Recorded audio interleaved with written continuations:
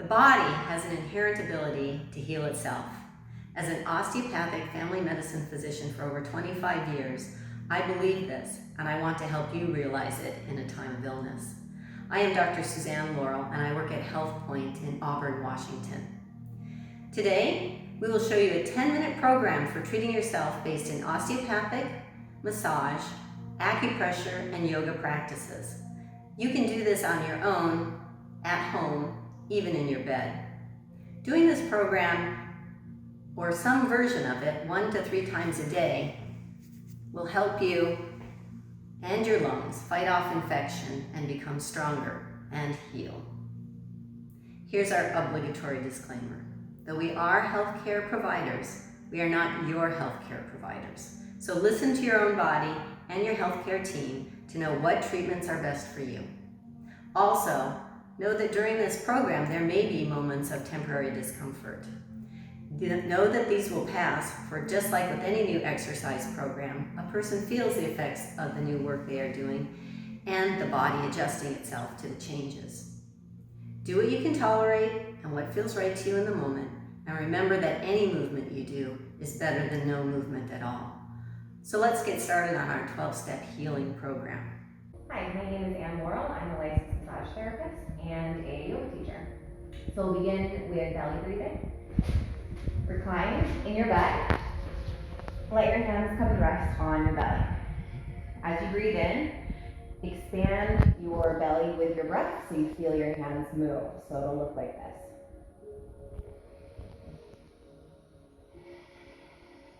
As you exhale, let your belly relax, let your belly button come towards your spine.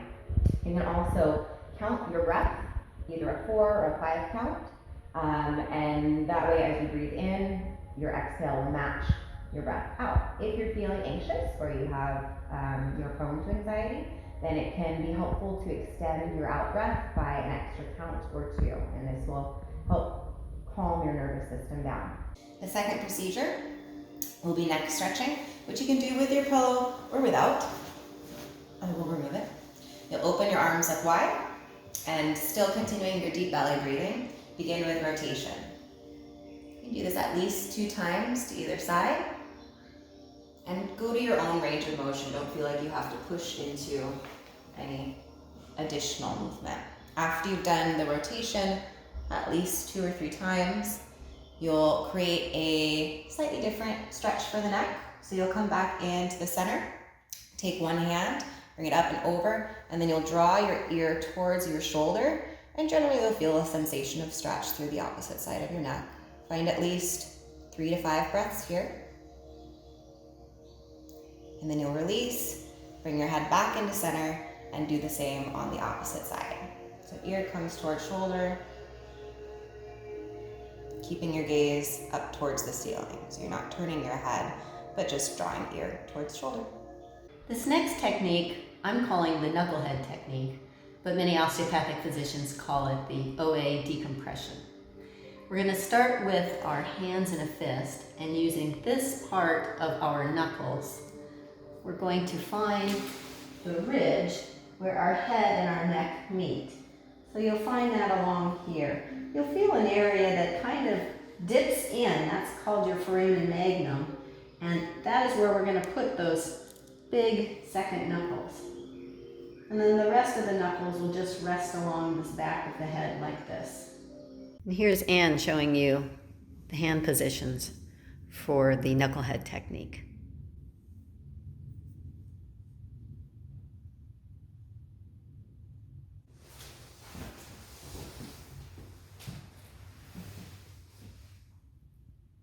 My head is slightly raised from the bed, and I can feel a little softening and relaxation where the top of my head sort of drops back as those muscles release. I'm going to do this for about 20 seconds. Our next technique is a neck massage. This can be done either in the seated or in a lying down posture. And using the pads of your fingers, you'll just rub along the base of the neck, head, and the upper shoulders. This should feel relaxing and is even easier when you're doing lying down. Do this about 2 times, moving up and down the neck. You can even pinch the skin a little bit to give yourself a deeper massage. Our next technique is a shoulder massage or trapezius pinch. Finding the triangular muscles at the top of your shoulders, use your thumb and your fingers to give it a pinch. You can do both at the same time,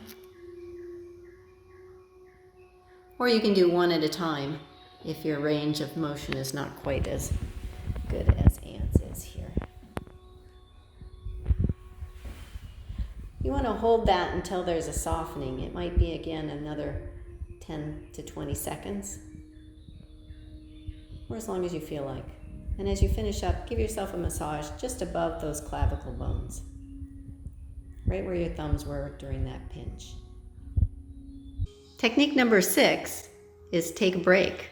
You're going to rest on your spine on a pillow or a towel. We're rolling a towel. For short people, it's going to be in this length. For taller people, it might be a little longer. Or you might use the pillow instead. This next procedure will be used, you'll use a towel, or you can use your pillow. Once you fold it, you'll lay the towel along essentially the length of your spine, and then lay back upon it. And once you're here, take a break. Here's that same technique using the pillow. Take the pillow, turn it long ways, place it up against your low back, and then lay back. Once you've arrived in this position, either on the pillow or on a towel, you'll be rubbing the pain away. So you want to reach and feel around along your ribs for a tender spot. And you'll know it's there because it'll be tender. And usually for females, it's a little bit beneath where the nipple line would be. And this is the serratus anterior. And you'll want to do it with enough pressure that you can feel it. But again, once you find it, you'll be like, oh yeah, that's it. If you're not certain you're on it, keep looking, press deeper. You're not into the armpit hollow, you're actually along the side of the ribs here. And once you've found these spots, rub the pain away. Pain probably won't go away completely, but you'll want to do it for a long enough period of time where you're feeling some of the sensation dissipate. It's not as intense as it was initially.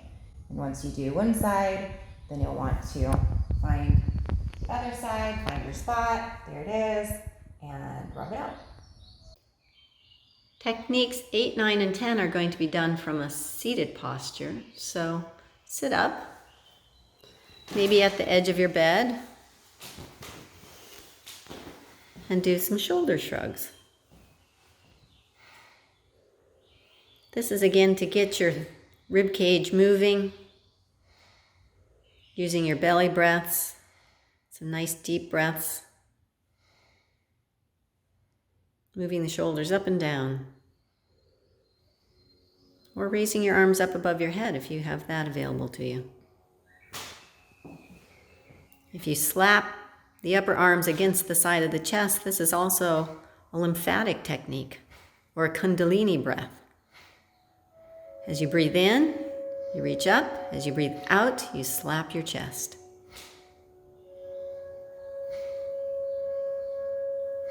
Do this for about 1 minute. Many of us will slouch when we first sit up. We don't want to do that when we're doing a twist. We want to have a nice straight spine and our heads raised towards the ceiling. In that posture, raise your arms above your head and then twist. You can grab one knee with one hand and the side of your bed with the other hand. And then as you breathe in, you switch.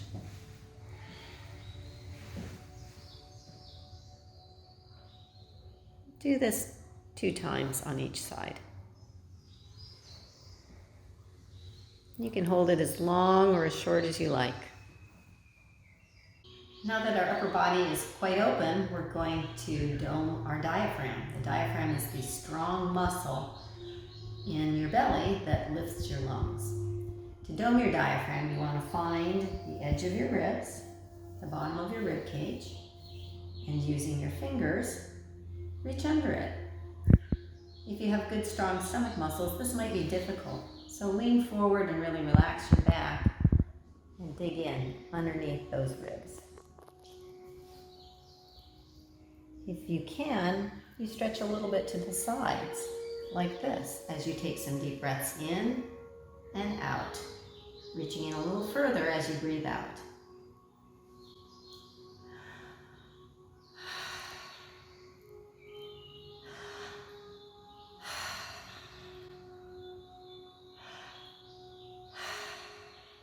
We're almost done. This next technique is called a lymphatic pump. And using the foot or the head of your bed or a wall, you place your feet as close as you can get, and then you're going to use your toes to just bounce your body.